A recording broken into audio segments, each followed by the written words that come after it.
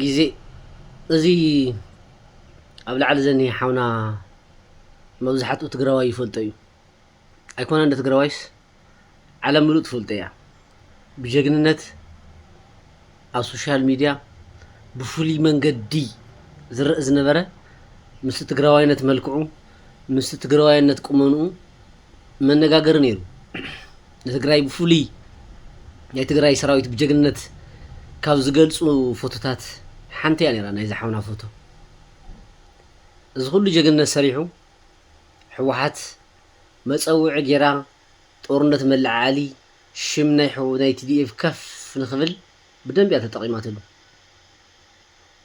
ጀግና ስለ ዝነበረ ሰዓት ሕዚ ግን ሕማቕ ኩነታት እዩ ዘሎ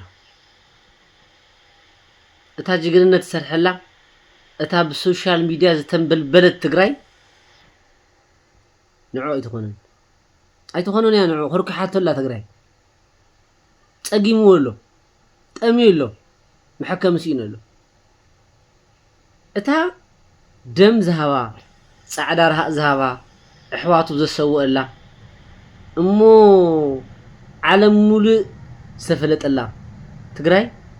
ብሰንኪ ሕማቓት ብሰንኪ ከዳዓት ኣይጣዓሙን ዘሎ ነዚ ዘይጣዓመቶ ትግራይስ ንዓይ ክትጥዕመኒ እያ ኢልካ ትሓስብ ነዚ ዘይመችወቶ ትግራይስ ንመፃኢ ወደይ ክትምችዎ ኢልካ ትሓስብ ኣታዕጡቕ ትሓስብ ዶ ይመስለካ ዶ ኣበይ ናይ ማጨለ ስለ ዝሓፀብካ እስኻ እንታይ ፍሉይ ይገብረካ ኸውን እቲ ትማሊ ትኾርዕሉ ዝነበርካ እቲ ታሪክ ዝሰርሐ ከም ምሳሌ እዚ የቕሪብናዮ ሶሻል ብጣዕሚ ስለ መነጋገሪ ዝነበረ እምበር ብዙሓት ጀጋኑ ተረሲዖም ተሪፎም እዮም ነቶም ቦርጮም ዝሕወጡ ቢሮ ንቢሮ ዘለዎ ካድረ ግን ትኾን እያ ትግራይ ነቶም ኣብ ወርቂ ምዝራፍ ዘለዎ ግን ትኾን እያ ትግራይ ነቶም ሞትካን መቕሰልትኻን መርሸንትኻን ኢድካ መሃብካን ዝኽሕዱኻ ግን ትኸውን እያ ትግራይ እንታይ ተስፋኻ ፅባሕ TDF እንታይ ክትረክብ ኢኻ መሳርሒ ሒዝካ ዘለኻ ዘይትድርዮ ፃዕዳ ባንዴራ ዘይትሕዝ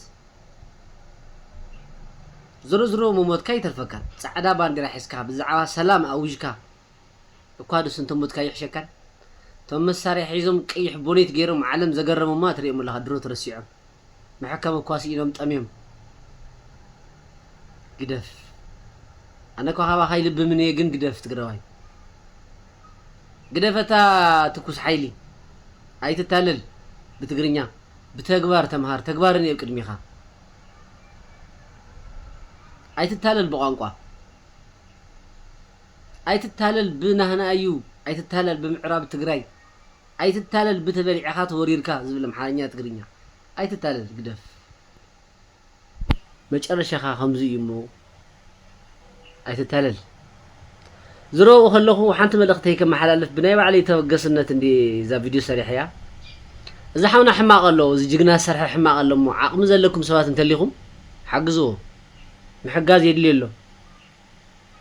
ነታ ነቦኹም ነዲኹም ንሓውኩም ንሓፍትኹም ንዓኹም ንዓድኹም ሰላም ክገብር ኣብ ሶሻል ብጣዕሚ ንፎቶ ዝርና ምስሊ ዝሓዘ ወዲ እቲ ብጅግንነት ንገልፆ ነበርና ሎሚ ከፊእዎ ኣሎ ኣይጣዓሙን ፅቡቕ የለን እሞ ሓግዝዎ በይዛኻትኩም ዓቕሚ ዘለኩም ኩልኹም